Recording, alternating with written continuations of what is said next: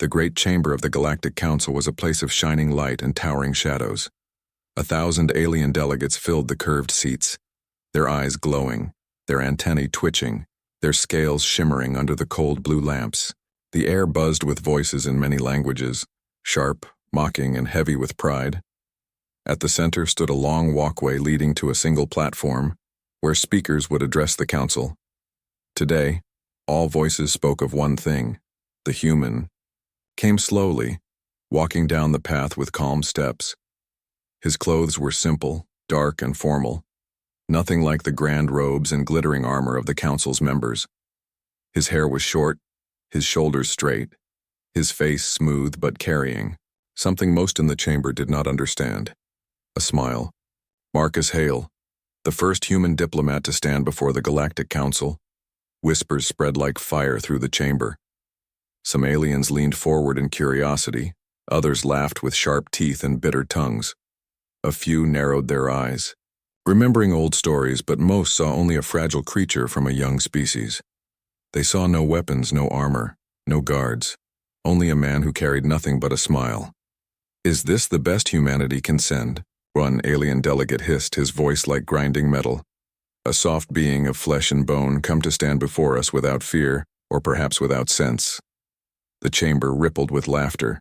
Tails slapped the ground, mandibles clicked, wings shook in mocking amusement. Marcus kept walking. His boots made a soft sound on the polished floor, step by step, steady, unhurried. His smile never faded. His eyes did not blink from the weight of their stares. He reached the center and bowed politely. His voice rose, calm and clear. "I thank the council for allowing me to stand here today." The laughter grew louder. Some delegates shouted insults, others spat toward him.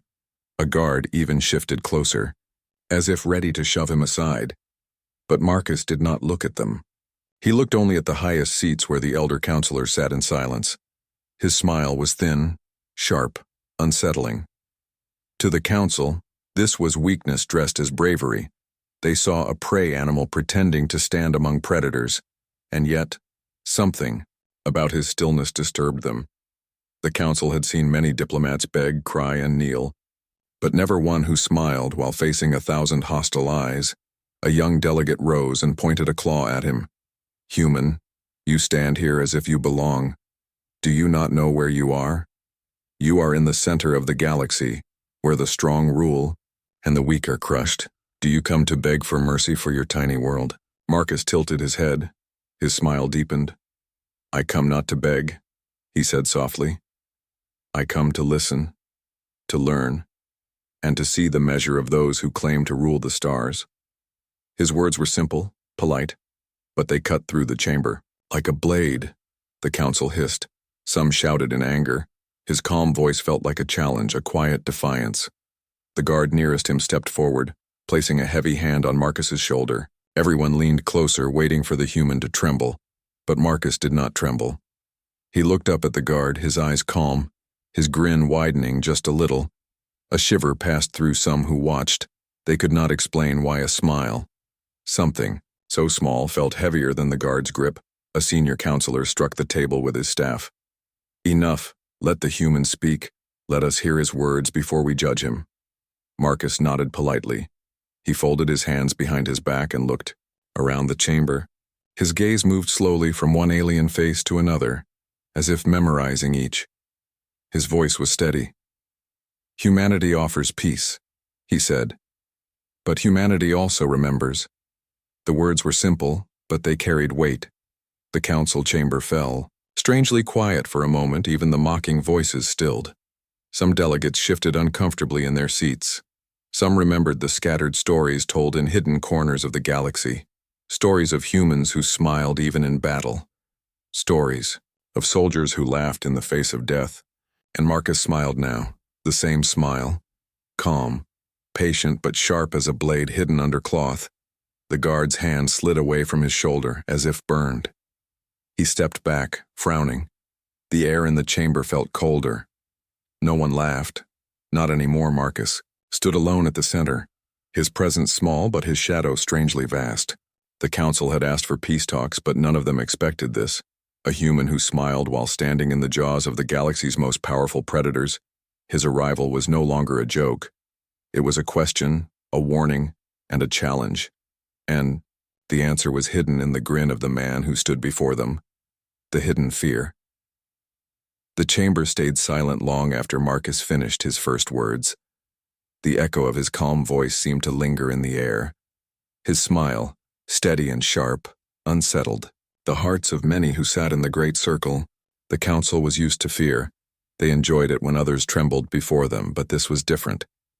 It was not fear of power. It was fear of the unknown. One elder leaned close to another and whispered, "Do you remember the old reports? From the Fringe Wars?" His eyes glowed faintly. "They said humans did not scream, not even when burned. They said they smiled before they died."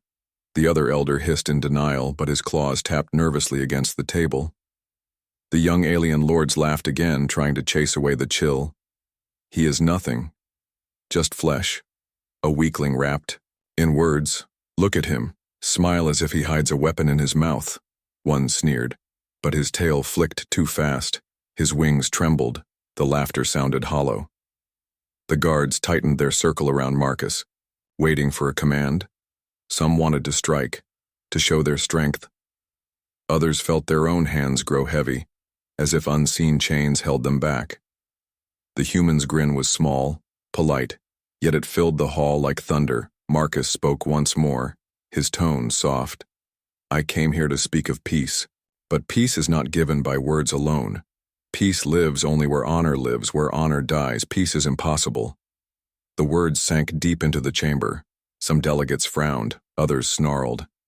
The elder counselors leaned forward, studying him.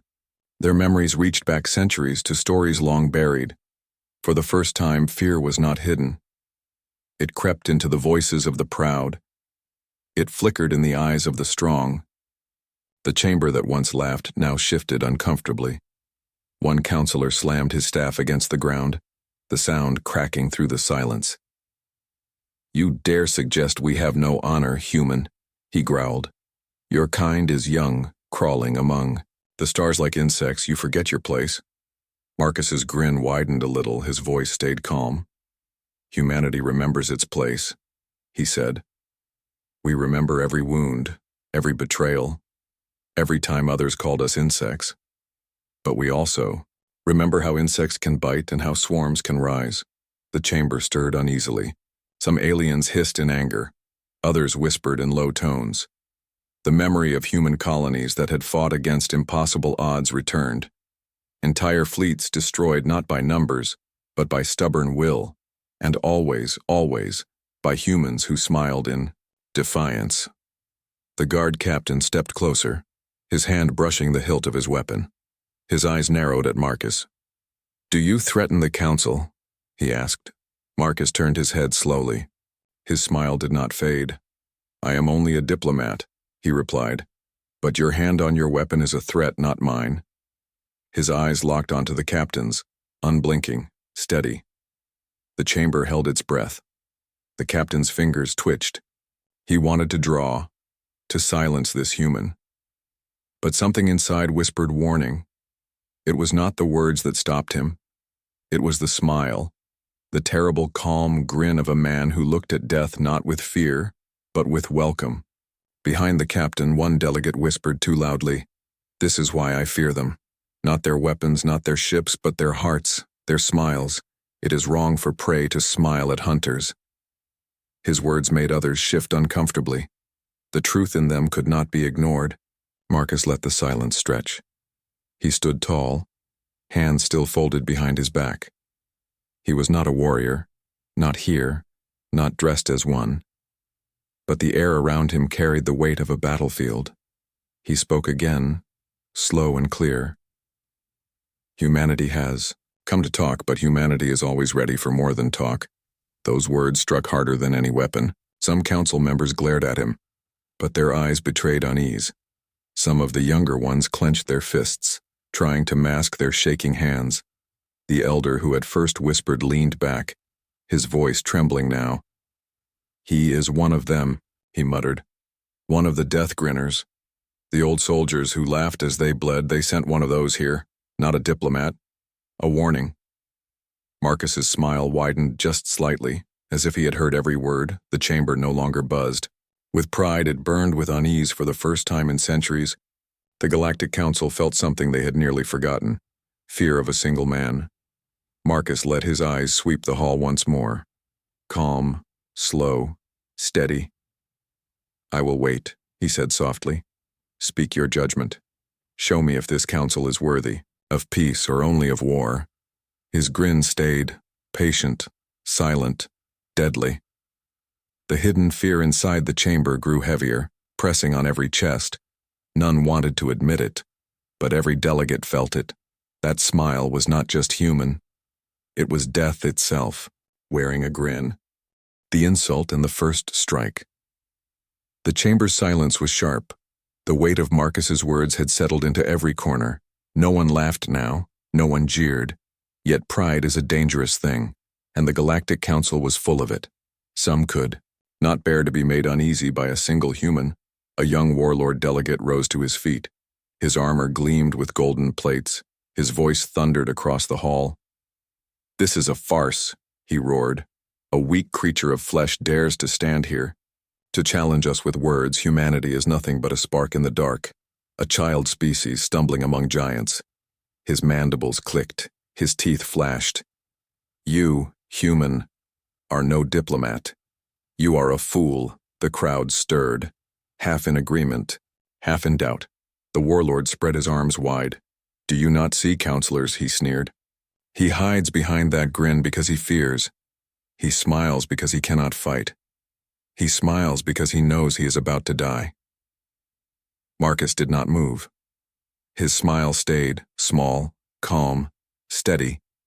He tilted his head just slightly, his eyes locked on the warlord's.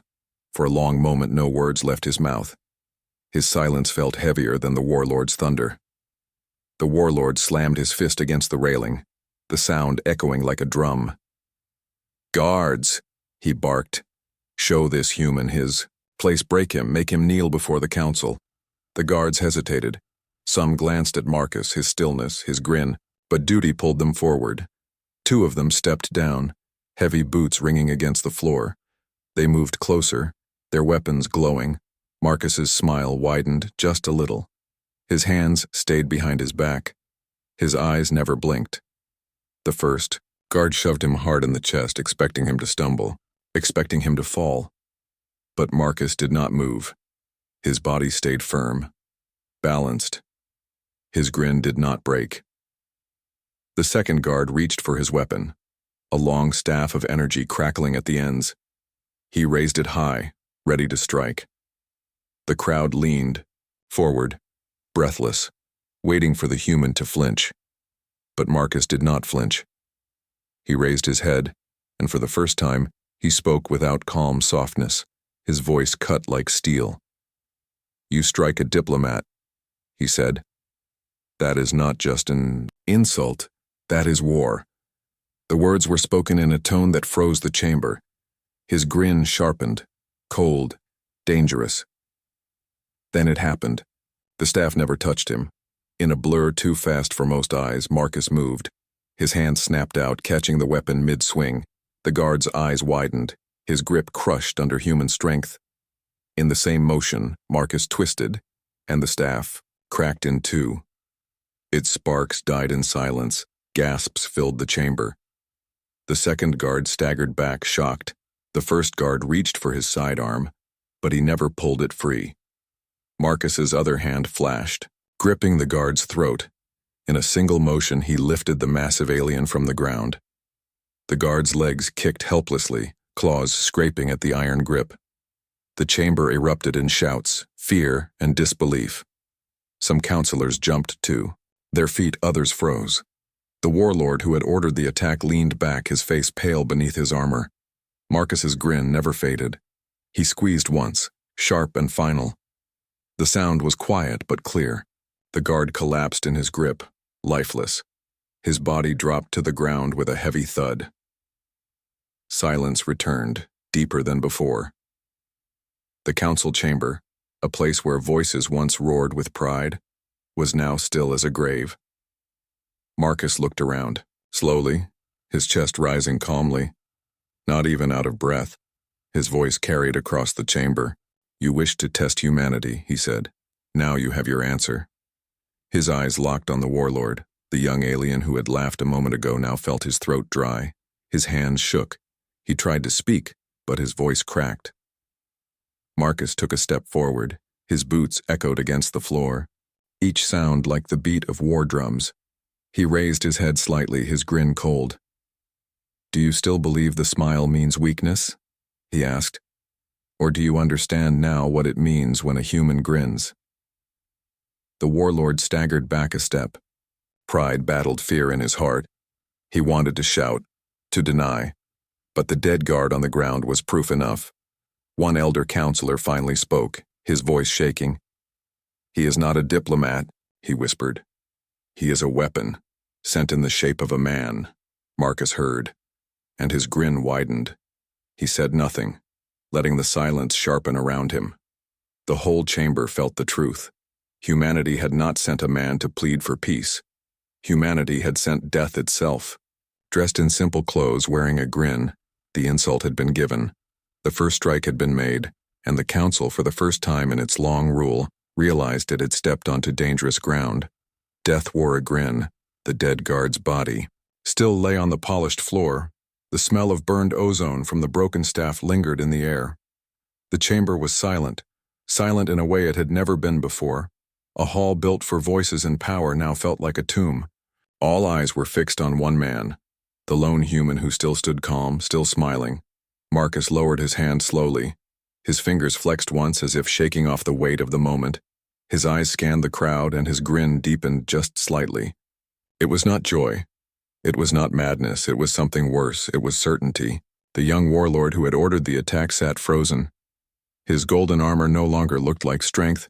It looked like a cage. His claws tapped nervously against the railing, but he dared not speak. He dared not even breathe too loud. Marcus clasped his hands behind his back again, returning to his calm posture.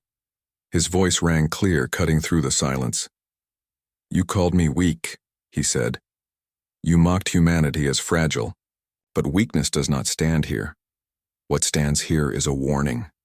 The words pressed heavy against every heart in the chamber. Some delegates lowered their heads, afraid to meet his gaze. Some stared wide-eyed, unable to look away. The elder counselors sat stiff, their faces carved from stone, but their eyes betrayed something rare. Fear. Marcus took a step forward. His boots echoed like thunder. "You attacked a diplomat," he continued. "That is not just dishonor. It is a declaration of war, and war with humanity." His grin sharpened. "Is something you cannot afford." His voice was calm, almost gentle, but the chamber shook as if the walls themselves felt the weight of the words. The warlord's lips moved, but no sound came. His tongue dry, his pride broken under the crushing silence. One delegate, his scales dark and his voice trembling, dared to whisper, "Why do they smile?" he asked. "Why do humans always smile at death?" His words were not for Marcus, but for his peers. Yet Marcus heard. His grin widened. He answered, "Because death is no stranger to us," he said softly. "Because death walks with us, eats with us, sleeps beside us. Humanity does not run from death. Humanity wears death like a cloak. And, when we smile," his teeth showed, "it means death smiles too." A shiver rippled across the chamber. Some tried to deny the chill, gripping their staffs and banners tighter. But the truth in his voice could not be ignored. It was not arrogance, it was not boast. It was memory. The council remembered, even if they tried to bury it. They remembered human colonies that refused to fall, soldiers who laughed as they burned enemy ships with their dying breath, captains who grinned while steering crippled vessels straight into enemy flagships. The stories were old, scattered, half-believed, but now, standing before them, was proof that those tales were true. Marcus's eyes gleamed with cold fire. His grin never broke.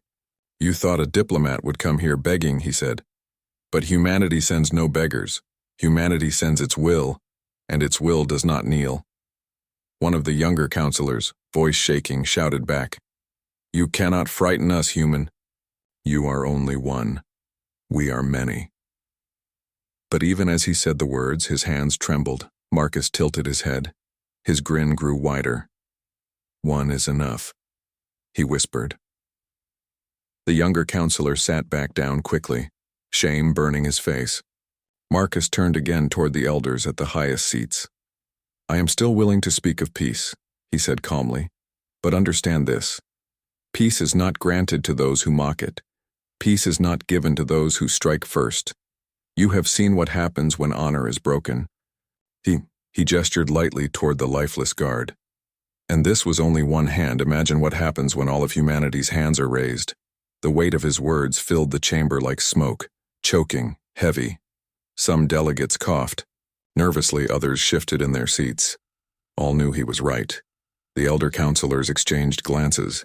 They had led empires, crushed rebellions, and bent galaxies to their will, yet none of their power meant anything in the face of that grin. One elder finally spoke, his voice low. "Why do you smile, human? Why do you grin as if this is amusement?" Marcus's grin deepened. His answer came slow, cold, and sharp. "Because death is here already," he said, "and it does not frown, it grins, and when humanity carries death into your halls, we grin with it." The words echoed, heavy as stone. The chamber froze in that moment, unable to breathe, unable to deny. Death wore no cloak, no hood, no scythe. Death wore a simple human face, calm eyes, and a grin. And the Galactic Council finally understood that they had made a mistake. A terrible mistake. The message of humanity? The chamber felt colder than before. Every alien heart beat faster, but no one dared to speak. Marcus stood calm, his hands behind his back, his grin unbroken. The silence stretched long, pressing heavy against the walls of the council. Finally, one elder counselor leaned forward, his voice shaking with both anger and fear. "What is your purpose here, human?" he demanded. "You speak of peace, but your actions are violence. You claim diplomacy, but you kill. Our guard, what do you bring to this council? What does humanity want?" All eyes turned to Marcus. His smile widened just slightly, his voice was soft but sharp. "Humanity wants respect," he said. "Humanity wants honor. Humanity offers peace.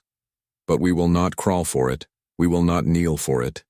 If you cannot respect us, then you will face us." Gasps filled the hall. Some delegates hissed, others shouted, but none dared to move against him again. The body of the dead guard was reminder enough. Marcus continued, his words slow, deliberate.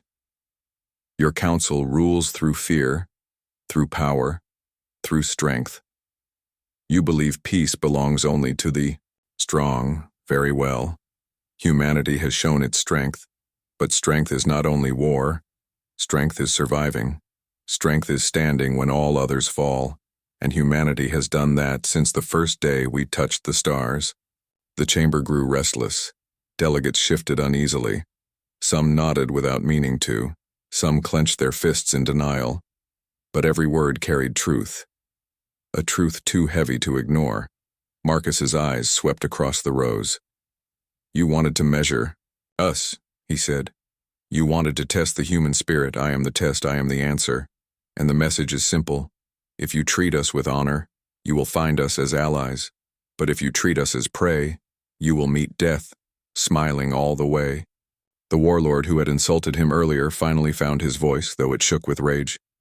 "You threaten us, human. You dare to speak of death in this sacred chamber. You are nothing. Your world is nothing. Your kind is nothing but children. With fire." Marcus turned to him. His grin never faded. "Children with fire," he repeated softly. "Yes, and what happens when children with fire grow? What happens when that fire spreads?" His eyes narrowed. "Do not mistake patience for weakness, warlord. Do not mistake peace for surrender. Humanity has walked through fire, and we carry the flames with us." The words struck deep.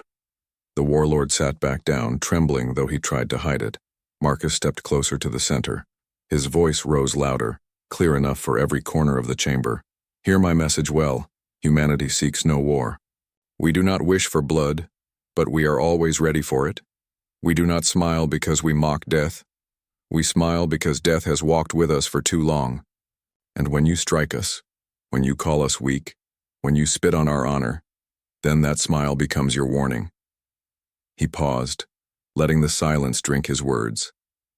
The delegates shifted, tails twitched, claws scraped wood, wings shivered. They could not look away from him. Then Marcus lowered his voice again, calm but cold. "Humanity does not start wars without reason, but humanity always ends them. Remember this when you weigh your choices, remember this when you look at me. For I am only one man, but behind me stands an entire species, and behind that species stands something you do not yet understand. Will that never breaks?" His grin flashed wider, sharp as steel. A ripple of whispers passed through the council.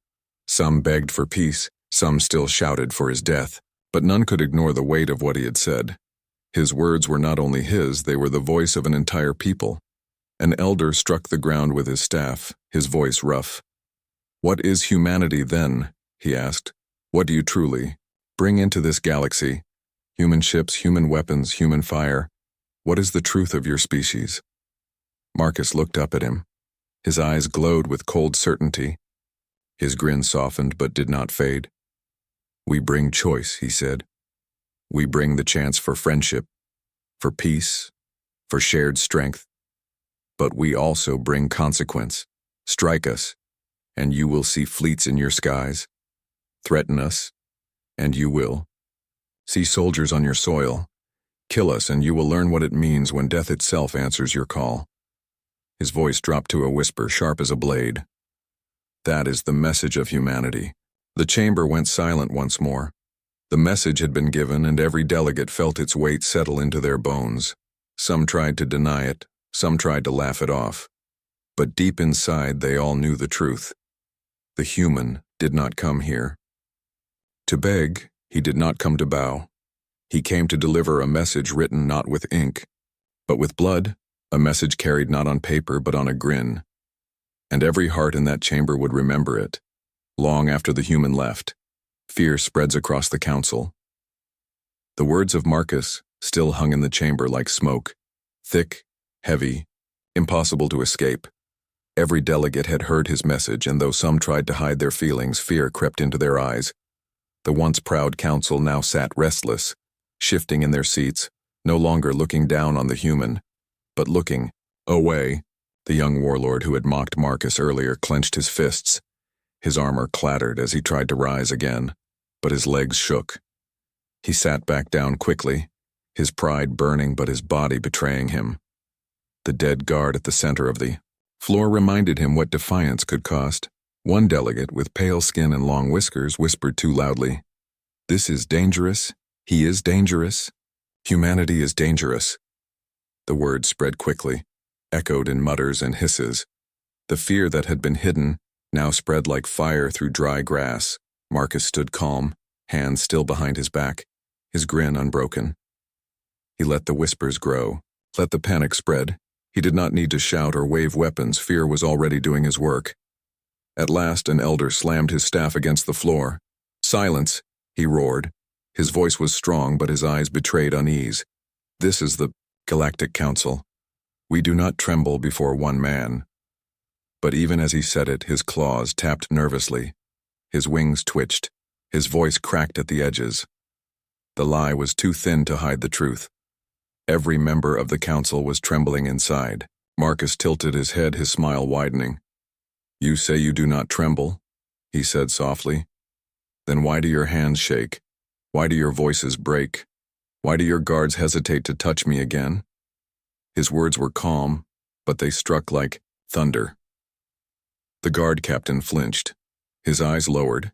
He did not dare to step forward. Not after what had happened to the first guard. The others held their weapons tight but made no move. They knew. They all knew. Another counselor shouted, desperate to reclaim control. "Enough of this. He is one man. Humanity is still small, their colonies few, their fleets nothing compared to ours." His voice was bold, but it shook. The counselors beside him frowned. His words rang hollow. Marcus's grin sharpened. "You believe numbers win wars," he said. "You believe fleets and armies decide battles. You are wrong. It is not numbers that win. It is will. Humanity has will that does not break. That is why you fear me. Not because of what I did, but because of what I represent." The whispers stopped, replaced by silence again. His words had struck too close to the truth. The elder counselors leaned together, their voices hushed. "If he speaks true, then they will not yield," one murmured. "If he speaks true, then war with them will burn us all." Another shook his head. "Perhaps we can still contain them. Perhaps it is only a bluff."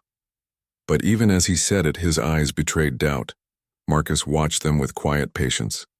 His smile steady, he stepped forward once more, his boots echoing like a heartbeat. "Do not fool yourselves," he said. "I am not here to bluff. I am not here to pretend. Humanity does not bluff. Humanity does not pretend. When we smile, it is because the choice has already been made." The delegates stirred in alarm. Some shouted, "He threatens us again." Others muttered, "He warns us." The division spread quickly. Fear turned to panic. Panic turned to arguments. The once united council now shouted over itself. Some demanded his death, slamming fists and claws against the table. "Kill him now," they cried. "Show the galaxy that no one insults the council." But their voices shook and none of their guards dared to move. Others cried for peace, their voices urgent. "Do not strike again," they warned. "Do not risk war with his people. If one human can do this, imagine what an army will do." The chamber became chaos, delegates shouting, wings flapping, tails striking the ground, mandibles clicking in anger and fear. The council had lost control. Marcus did not shout. He simply stood at the center, calm, smiling, letting them argue, letting them reveal their fear. His silence was more powerful than their noise. Finally, he raised one hand.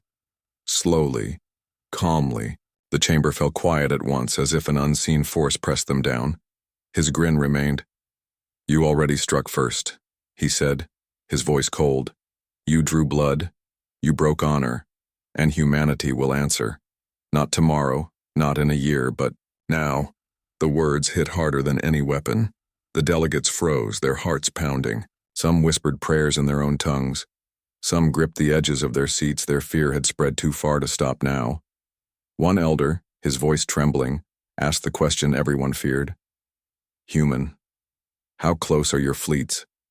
Marcus's grin widened, his eyes gleamed. He said nothing. He only smiled, and in that silence the council understood the truth. Humanity was already moving. Death's final warning. The chamber was heavy with silence. The question still lingered in the air. How close were the human fleets? Marcus had not answered with words, but his smile was enough. That smile, calm and sharp, told the council everything. They needed to know. Delegates shifted uneasily in their seats.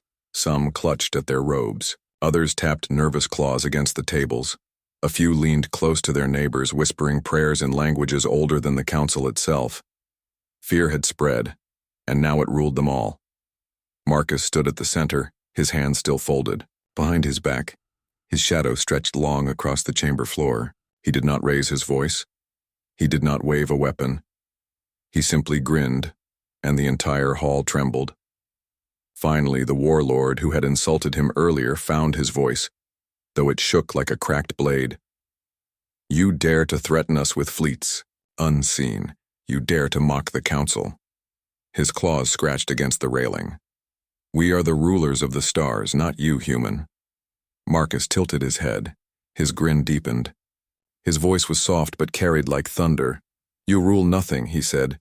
"You sit in this chamber and believe fear makes you kings. But fear is not power, fear is weakness, and today you are afraid of me."